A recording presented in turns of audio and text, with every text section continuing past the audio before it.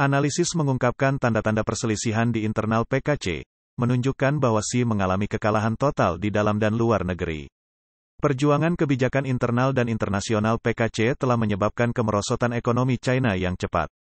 Para analis telah mengamati bahwa kepemimpinan 10 tahun Xi Jinping telah mengakibatkan kegagalan total baik untuk kebijakan di dalam dan luar negeri, dengan semua inisiatif yang terbukti kontraproduktif. Meski baru-baru ini PKC mengambil tindakan drastis untuk menghidupkan kembali perekonomian, tampaknya itu sudah terlambat. Pada tanggal 29 Januari, seorang jurnalis senior Hong Kong, Yan Chung-go menulis di Facebook tentang peluncuran beberapa inisiatif penyelamatan ekonomi signifikan yang baru-baru ini dilakukan oleh PKC. Langkah-langkah itu termasuk menurunkan rasio cadangan wajib bank, menyediakan 2 triliun yuan untuk pasar saham, menghentikan proyek investasi baru di banyak provinsi dan kota, secara tiba-tiba mengizinkan kepemilikan asing total atas lembaga keuangan, dan memberi provinsi dan kota kontrol yang lebih besar terhadap keputusan kebijakan real estate. Yen berkomentar mengenai dampak dari mengizinkan investor asing memiliki kepemilikan penuh atas saham lembaga keuangan.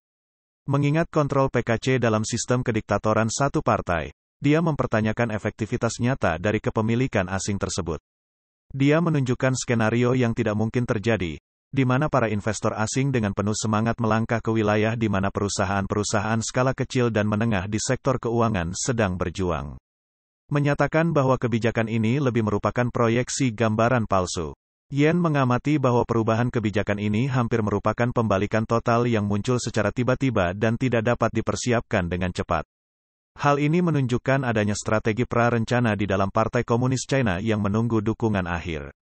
Dia juga menyebutkan konflik-konflik faksional yang intens, yang sebelumnya terjadi, belum terselesaikan di dalam PKC. Peluncuran perubahan-perubahan kebijakan yang signifikan ini menunjukkan berakhirnya pertikaian-pertikaian internal. Ini menandai terhentinya kemunduran politik yang luas yang telah menjadi ciri pemerintahan 10 tahun Xi Jinping. Yen memandang perkembangan terkini sebagai hal yang merugikan bagi Xi Jinping, yang menandakan pengakuan seluruh partai atas kegagalan komprehensif Xi dalam kebijakan, baik di dalam dan di luar negeri selama dekade terakhir, sejak Xi Jinping berkuasa. Xi sendiri yang memuji filosofi perjuangan, narasi tentang Timur yang bangkit dan Barat yang menurun. Konsep ekonomi kolektif dan struktur komando terpadu semuanya telah secara efektif dibatalkan. Situasi ini ironisnya menvalidasi pernyataan Li Keqiang yang dikritik oleh PBB, khususnya adalah pernyataan bahwa Sungai Yangtze dan Sungai Kuning tidak akan mengalir mundur. Lebih jauh lagi, Yen menyatakan bahwa peristiwa-peristiwa ini mengungkapkan sebuah fakta yang tidak terucapkan.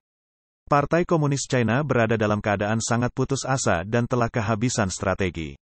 Penolakan tanpa henti Xi untuk mengakui kegagalan seperti yang terlihat selama pandemi COVID-19 dan intrusi pemerintah ke sektor swasta, telah terus berlanjut.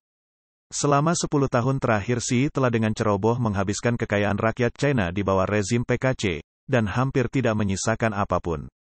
Yen menegaskan bahwa siapapun yang terus bersamanya adalah terkutuk. Yen juga mengkritik PKC karena bermuka dua, menyamakan tindakannya dengan mengendalikan langit dengan satu tangan dan bumi dengan satu tangan, mengakui satu hal tapi mempraktekkan hal lain. Dia berpendapat bahwa komunitas global telah ditipu oleh PKT selama beberapa dekade dan mengalami kerugian yang besar.